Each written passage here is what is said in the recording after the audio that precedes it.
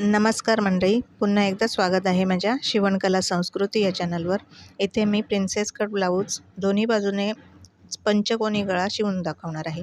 सगळ्यात आधी मी अस्तर जोडून घेतलं आणि आता आपण जे बॅक साईडची गळपट्टी असते ती तयार करून घेणार आहे. त्याच्या आधी मी इथे कॅनव्हास पेपर नेट कट करायला विसरले होते, तो मी करून घेतला आणि त्याच्यानंतर अस्तर देखील मी इथे कट केलेला आहे आणि आता दुमडण्यासाठी सुरुवात केलेली आहे.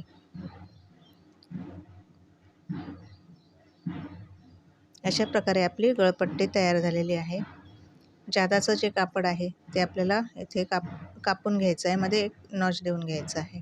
त्याच्यानंतर बॅक साईडची मेन फॅब्रिक आणि अस्तर जोडून इथे मी घेतलेलं आहे.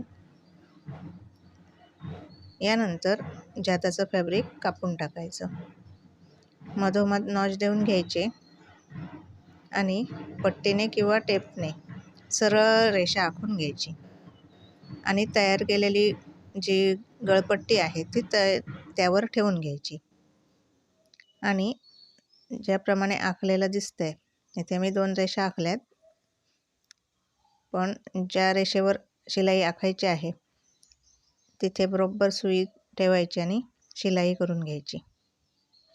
त्यानंतर मधला भाग कापून टाकला आणि इथे नॉचेस देऊन घेतले, कट देऊन घेतले. त्याच्यानंतर इथे दाब शिलाई देखील मी देऊन घेतली.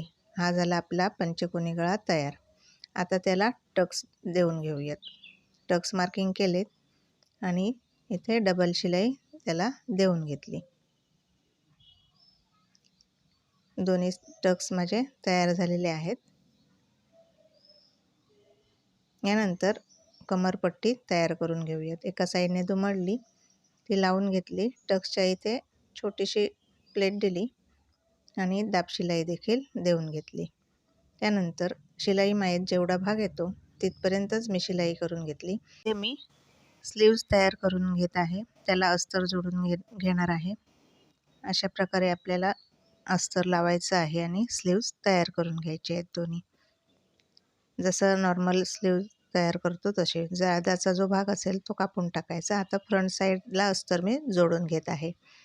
हा दोन्ही साईडने पंचकोनी गळा आहे. याचं जादाचं कापड कापून झाल्यानंतर दुसरा भाग देखील मी तसाच तयार करून घेतला आणि गळपट्टी तयार करायला घेतली. इथे गळपट्टीला कापड कमी पडत होतं, ते जोडून घेतलं. 2 गळपट्ट्या आपल्याला दोन्ही साईडच्या तयार करायच्या आहेत फ्रंटच्या. इथे मधोमध मी शिलाई देऊन घेतली जेणेकरून कॅनव्हास पेपर हलू नये. दोन्ही अशाच गळपट्ट्या तयार केल्या. त्यानंतर आपल्याला ही साईडने कापून घ्यायचं आहे व्यवस्थित. एक साईड दुमडण्यासाठी ठेवलेली आहे.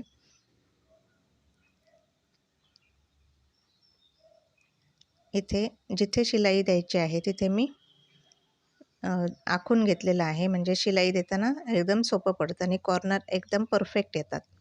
आणि मग गळपट्टी मी मेन फॅब्रिकवर ठेवली आणि अशा प्रकारे शिलाई देऊन घेतली. आता कट द्यायचा मध्ये आणि त्याच्या आधी मी इथे कापड दुमडायला विसरलेले अस्तर ते इथे दुमडून घेतलं, कट दिला आणि गळपट्टी उलटवून गळा व्यवस्थित आला की नाही याची खात्री करून नंतर आतमधून अस्तरच्या साईडने मी दाब शिलाई दिलेली आहे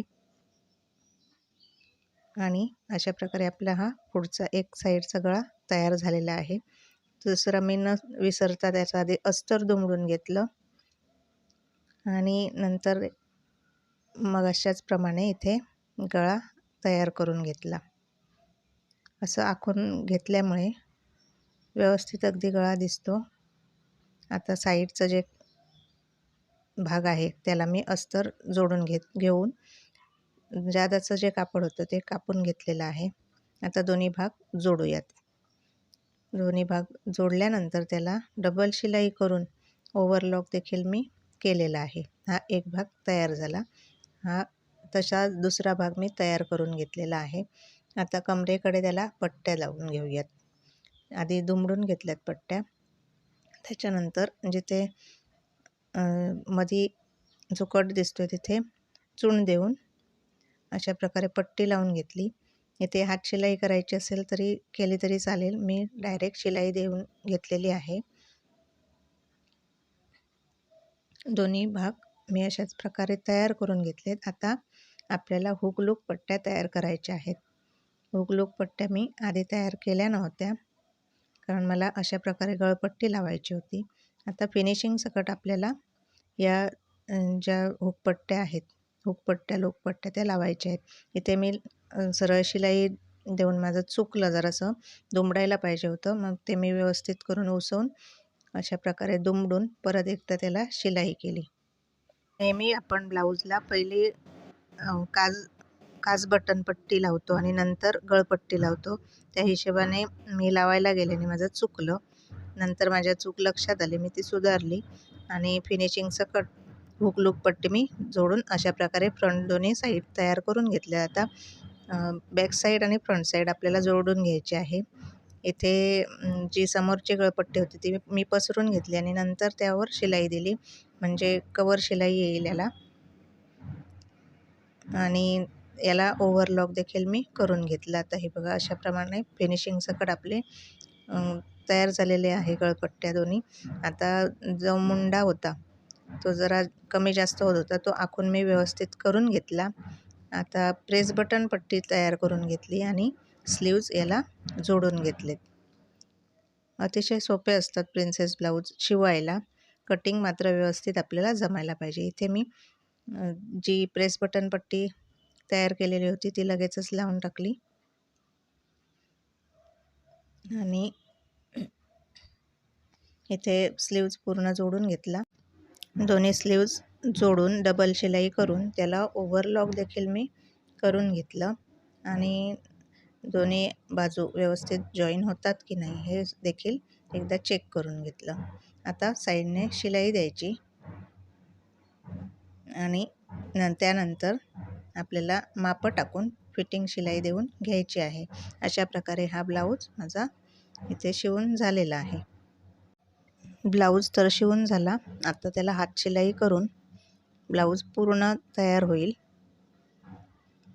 इथे मी जादाचं कापड कापून टाकलेलं आहे आणि ओव्हरलॉक देखील केलेला आहे आणि हा ब्लाऊजचा संपूर्ण लूक. व्हिडिओ पाहिल्याबद्दल धन्यवाद.